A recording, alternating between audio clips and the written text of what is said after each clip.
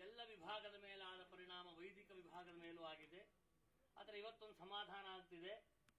ಈ ಒಂದು ಪ್ರಾರಂಭ ನಮ್ಮ ದೇಶದ ಅಭ್ಯುದಯಕ್ಕೆ, ಉನ್ನತಿಗೆ ಅದು ಪೂರಕವಾಗಿ ನಮ್ಮೆಲ್ಲ ಕ್ಲೇಶಗಳು ಕಳೆಯಲಿ ಅಂತ ಕುಲದೇವರಲ್ಲಿ ಹಾಗೂ ಇವತ್ತಿನ ಪ್ರಧಾನವಾದಂತಹ ಮಂಗಲ ದೇವರಲ್ಲಿ ನಾನು ಪ್ರಾರ್ಥನೆಯನ್ನು ಸಲ್ಲಿಸಿಕೊಳ್ತೇನೆ.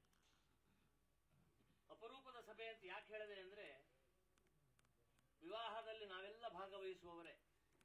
ಆದರೆ ಈ ವಿವಾಹದ ಮಂಟಪದ ಮಧ್ಯದಲ್ಲಿ ಮಂಗಲ ಸೂಕ್ತ ಅಂತ ಅನೇಕ ಪರಂಪರಾಕಾರರು ಮಂಗಲ ಸೂಕ್ತವನ್ನು ಹೇಳುವಂತಹ ಒಂದು ವ್ಯವಸ್ಥೆಯ ಪರಿಪಾಠವನ್ನು ಇಟ್ಕೊಂಡು ಬಂದಿದ್ರು.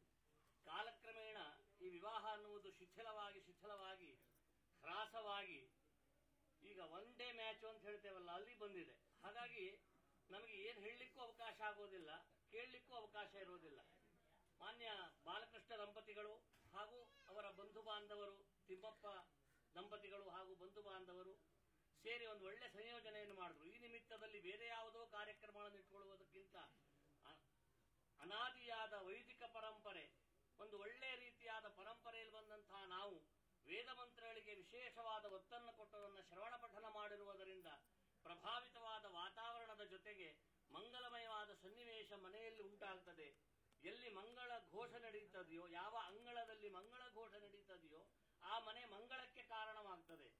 ಆ ದೃಷ್ಟಿಯಿಂದ ಒಂದು ಸಂಪೂರ್ಣವಾದಂತಹ ಈ ಮಂಗಲ ಸೂಕ್ತ ಪಾಠವನ್ನ ವೇದ ವಿದ್ವಾಂಸರುಗಳನ್ನ ಕರೆಸಿ ಮತ್ತು ಒಳ್ಳೆ ವೈದಿಕ ಪರಂಪರೆಯನ್ನ ಇವತ್ತು ಕೂಡ್ರಿಸಿ ಸಾಂಗವಾಗಿ ಪಾಠ ಮಾಡಿಸಿದ್ದಾರೆ. ಹಾಗಾಗಿ ಅವರಿಗೆ ವೈಯಕ್ತಿಕವಾಗಿ ನನ್ನ ಧನ್ಯವಾದಗಳು. ಯಾಕೆಂದ್ರೆ ನಿಮ್ಮ ಅನೇಕ ಕೆಲಸ ಕಾರ್ಯಕ್ರಮಗಳನ್ನು ಬಿಟ್ಟುಕೊಂಡು ಈ ಒಂದು ಸಂದರ್ಭದಲ್ಲಿ ನೀವು ಒಂದು ವೇದಘೋಷವನ್ನು ಮಾಡಿ ಮಂಗಲ ಸೂಕ್ತದಿಂದ ಒಂದು ಪ್ರಭಾವಿತವಾದ ವಾತಾವರಣವನ್ನ ಈ ಗ್ರಹಕ್ಕೆ ಉಂಟು ಮಾಡಿದ್ರಲ್ಲ. ಹಾಗಾಗಿ ನಿಮಗೆ ಯಜಮಾನರ ಹಾಗೂ ಎಲ್ಲ ಈ ಬಂಧು ಬಾಂಧವರ ವತಿಯಿಂದ ವೈಯಕ್ತಿಕವಾಗಿಯೂ ಸಹ ಅಭಿನಂದನೆಯನ್ನು ಸಲ್ಲಿಸುತ್ತೇನೆ.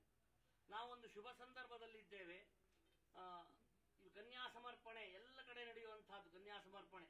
ಈ ಕನ್ಯಾ ಸಮರ್ಪಣೆಯನ್ನ ಪ್ರಾರಂಭ ಮಾಡುವುದೇ ನಮಗೊಂದು ವಿಶೇಷವಾದ ಸಂಭ್ರಮ. ಯಾಕೆಂದ್ರೆ ಮಂಗಲಾದೀನಿ ಮಂಗಲ ಮಧ್ಯಾನಿ ಮಂಗಲಾಂತಾನಿ, ಕನ್ಯಾ ಸಮರ್ಪಣೆಯಾದ ಮೇಲೆ ಒಂದು ಹಂತದ ಈ ಮಂಗಲಮಯವಾದಂತಹ ಕಾರ್ಯ ಅಥವಾ ಮಂಗಲಮಯವಾದ ವಾತಾವರಣ ಪರಿಸಮಾಪ್ತಿಯನ್ನ, ಪೂರ್ಣತೆಯನ್ನ ಕಾಣುತ್ತದೆ.